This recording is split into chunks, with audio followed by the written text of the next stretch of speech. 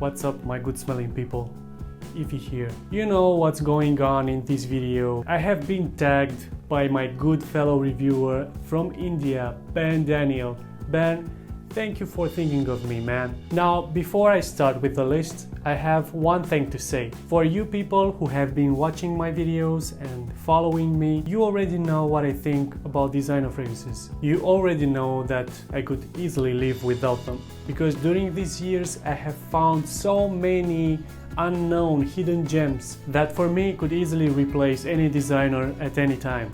But if there were no other fragrances on the planet, if I had to keep only 10 designers for the rest of my life, this will be the list. No specific order, except for my last pick, because that fragrance is just too good not to be on this list. One of my picks for this list would be Varvatos Vintage. In my opinion, this is the best Varvatos because it really sums up what Varvatos is all about, making manly clothes and manly fragrances, and this one is no exception. It has tobacco, it has leather, it has spicy, and it has a slightly touch of sweetness, enough to make it modern. Even though it smells pretty vintage, to me this one smells very nostalgic. One of the manliest fragrances in the world. My next pick would have to be a classic, one that never gets old, never gets dated. It will stay probably forever. It is none other than Acqua di Gio by Giorgio Armani. I'm talking specifically about the classic one, not the flankers. Just the classic one, the one that has passed the test of time, that is still wearable, people still enjoy it, and it's probably one of the most popular fragrances in the world. So even though these new flankers are maybe better in projection, maybe even better smelling, they have not been worn as many years as the classic one to really say that they are going to enter the Hall of Fame like the classic Acqua di Gio did. Next one, guys, is one that you probably did not expect to see, but if it's a surprise to you, let me explain. I'm talking about Jacques Bogart pour Homme. I have picked this one, but in my opinion, any man, any true man should own a Jacques Bogart fragrance. There are so many out there that it's less likely you're not going to find one on your taste. Yeah, maybe they are not as high quality as the high-end designers, but man, the Bogart fragrances do know how to perform. The projection and the lasting power on these fragrances is amazing. I have heard and read about Bogart pour Homme being reformulated. I don't really care. It still is very powerful. I'm talking about 12 hours plus fragrances here. Fragrances that are very, very manly. So if you're building a collection of fragrances and you're a man, you need to have at least one Bogart fragrance, especially because they come really cheap. The next one is one that is no surprise at all.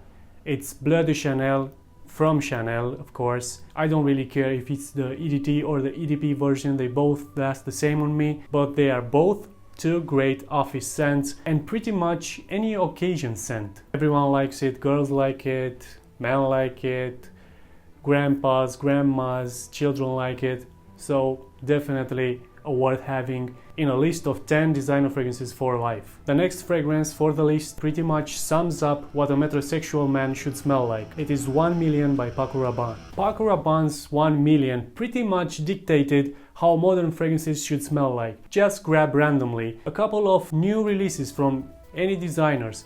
You will notice a bit of 1 Million in there. It is very sweet, it is very fruity, but it also has some elements that makes it manly. Not to mention the performance of 1 Million, so let's move on. The next one, guys, is kind of on the same category as 1 Million, but it kind of has two sides. One side, it can be considered for the metrosexual dudes, it can be for clubbing, but the other side makes it a great, cozy Christmas scent. I'm talking about Viktor Rolf Spice Bomb. It's still being worn today, it is still great, it doesn't smell dated. I said it's on the same category as 1 Million, but less sweet, more spicy, as the name says, but at the same time the cinnamon makes it a great winter scent, so it can be both sexy and cozy. Viktor and Rolf might not release so many fragrances, but when they do, man, The next one is again no big surprise. It's probably the fragrance that will appear the most in these 10 designer fragrances for life videos. It's Sauvage by Dior. And guys, let me explain. Even though many of you, including myself, would say that this fragrance has nothing special, it's so common, it smells like aftershave. It's an easy to reach fragrance all year, any occasion, great performance, and kind of addictive. When I first smelled it, I said, wow, really Dior? Such a poor fragrance, such a common scent. But then, at some point, I kept thinking about it. And then I smelled people on the street. It was so addictive. It is no wonder it is such a popular scent. Okay guys, the 8th fragrance of my 10 fragrances for life list is actually a tie between two fragrances that, in my opinion, have the same effect, are meant to do the same thing, are meant to be sweet, sexy, seductive, clean and sexy again. I'm talking about Carolina Herrera, CH Man and La Nuit de l'Homme by YSL. These two fragrances are one of the most complimented fragrances in every list of most complimented designer fragrances. I can't really see any other fragrances that are more appropriate than these two. CH Man, it's more like a daytime date fragrance, and La Nuit de l'Homme, it's more like a nighttime date fragrance. So that's why both of them will take my 8th spot in the list. Okay guys, so if you're still with me in this video, you have noticed probably that the list is very balanced. We had fresh fragrances, we had manly fragrances, we had sweet fragrances, we had sexy fragrances.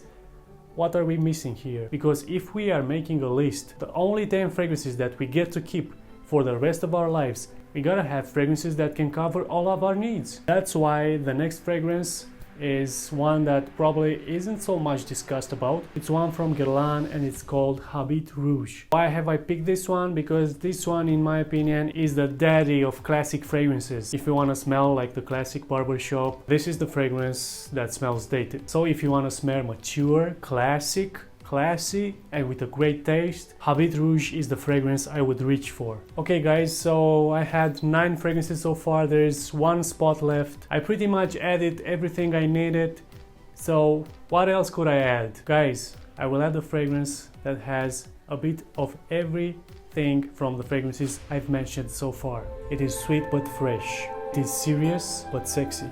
It is seductive but also for the office. It is manly but not feminine at all. Guys, the fragrance I would add to the list is a fragrance that, in my opinion, I would pick for the rest of my life if I had to pick only one fragrance from all fragrances. The fragrance I'm talking about is Antidote by Viktor Rolf. Guys, this fragrance, not many people have had the chance to smell it, but once they did, the smell cannot be forgotten. A smell that is dated but somehow modern. A smell that is so complex, so well blended, so many notes. Great for any occasion, weddings, dates, office, night out, great performance, signature worthy scent, safe scent but not common, sadly discontinued. Viktor Rolf, why would you discontinue this? Why guys, why? Viktor Rolf, guys, please make it happen, bring it back again. Or at least guys from companies that are producing amazing clones, please make one that is similar to this amazing fragrance. Armani, Fragrance World, Flavia, Swiss Arabian, Rassasi, Al Haramain, anybody, please make it happen. Clone, copy this amazing scent. Everyone wants it. That was the list, guys.